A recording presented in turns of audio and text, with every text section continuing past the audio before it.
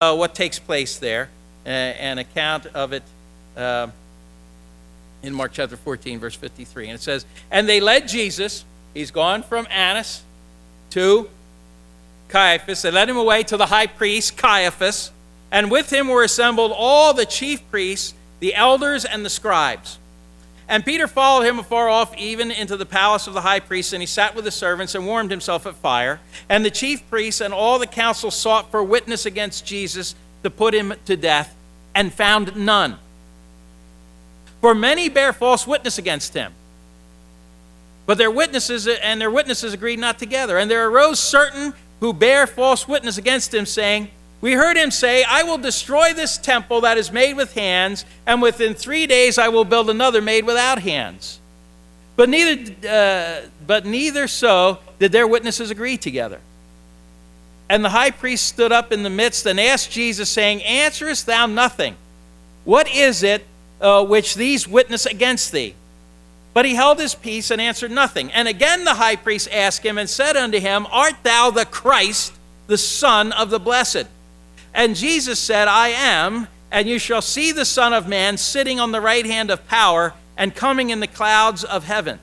And then the high priest rent his clothes and saith, what need we any further witnesses? You have heard the blasphemy. What think ye? And they all condemned him to be guilty of death. And some began to spit on him and to cover his face and to buffet him and to say unto him, prophesy. And the servants did strike him with the palms of their hands. So here we have Caiaphas, and now they're going to have the semblance. They do bring in these witnesses, but the witnesses are untrustworthy. They're all over the place. They're liars. They don't have their stories straight. At this point, according to Jewish law, there should have been an immediate dismissal. The trial could not go forward unless they could find 2 or 3 witnesses who completely agreed with one another and their testimony was sure. He said, finally they come up, one who bears false witness against him, and heard him say, I will destroy this temple that is made with hands, and within 3 days I will build another made without hands. That was their testimony. Do you remember in the book of John, Jesus said something akin to this? It's recorded in John chapter 2. John chapter 2 and verse 19.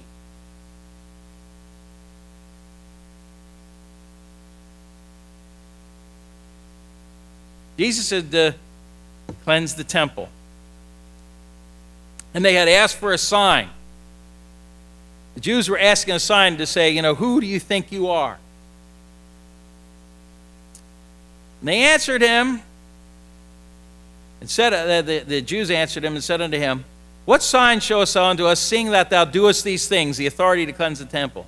And Jesus answered unto them and said, destroy this temple, and in 3 days I will raise it up. Then said the Jews, 46 years was this temple in building, and wilt thou rear it up in 3 days? And John says, but he spake of the temple of his body. He wasn't talking about the temple proper there, this stone building. But even if that were the case, do you notice something about their testimony that is wrong? Jesus never said, I will destroy this temple. He said, you destroy this temple and I'll raise it up in 3 days. And he was speaking about himself. He never talked about destroying a temple. Later on, he would prophesy that no 2 stones would be on top of one another, which would come to pass in 70 AD when the Romans destroyed the temple. But he never said, I'll destroy the temple. The Greek here is saying, the attitude is that if you destroy this temple, or if someone destroyed the temple, actually in the verbiage there it is, if you would destroy this temple, I'll raise it up in 3 days. But he's talking about his body, which they would destroy. And in 3 days he would raise it up. He would be raised from the dead. So they have no charges here. And said even they didn't understand what he was talking about. None of them could get it straight. You go to Matthew, he'll even give the wording of some of the witnesses here, all having different wording as to what Jesus actually said about the temple. And remember, in Jewish law, I'm going to tell you that witnesses had to have it absolutely letter perfect.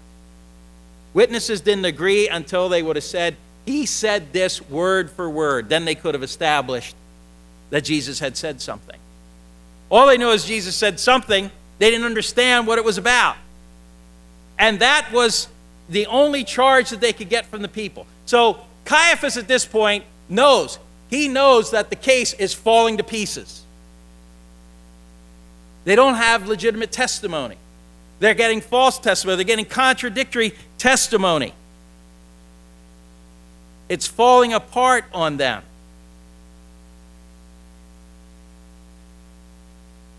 And remember, this is the Caiaphas, John told us, that it said it would be expedient for one person to die for the people. That had been recorded for us, if you remember, when we were going through our study in John chapter 11, verses 49 and 50. And one of them, named Caiaphas, being the high priest that same year, said unto them, as they were deciding what to do with Jesus, you know nothing at all, nor consider that it is expedient for us that one man should die for the people, and that the whole nation perish not. Remember we were in that? We said, here God uses an unregenerate man, a man who hated Jesus, to prophesy to the truth. He said it's expedient that one should die and not the whole nation. He didn't know that Jesus was going to do that. He thought of it, look, we'll get rid of him. It'll be better for the people. We'll just get him out of the way. This was a prophecy from an unregenerate man. Caiaphas would be part of it. That's why John points it out here, you know. His son-in-law, Annas, was the father-in-law of Caiaphas, who was the one who said, who prophesied, not knowing it, that one should die for the people. And here it's going to take place. Here before the Sanhedrin. This council of 71, who were the great Sanhedrin, who prided themselves on the fact they could trace their origins back to Moses. Remember when Moses was sitting there and judging the people, and they said, it's too much for you, Moses. And God said, appoint others. And they appointed 70 elders plus Moses to deal with the affairs of the people. 71. They traced their origins all the way back to Moses proudly. And here were this Sanhedrin who sat, and they were broken up between 71 people. 23 from the class of the priests, 23 from the class of the scribes, and 23 from the elders. Or at least that's how it was to be broken down. They didn't always strictly adhere to that. That gave them 69, and then there were 2 officials of the court, of the Sanhedrin court, 71. And this is who Jesus is drugged before. And they bring out these false witnesses. And you notice they do not judge them. These were to be the spiritual leaders of Israel. They did not judge him according to his claim, even when they put it to him. By the way, totally illegal again to ask Jesus to testify against himself. But illegal in the sense that here is the high priest. This council was to vote on the guilt or innocence of Jesus. And in any case that the Sanhedrin provided, the high priest, Caiaphas, in this case, was not to say a word. He was not to say a word, and either for or against. He was certainly not to interview witnesses or to speak to the accused, because they felt like he held too much power. He was to stay silent, and when all the voting was done, he voted last, so as not to sway the Sanhedrin.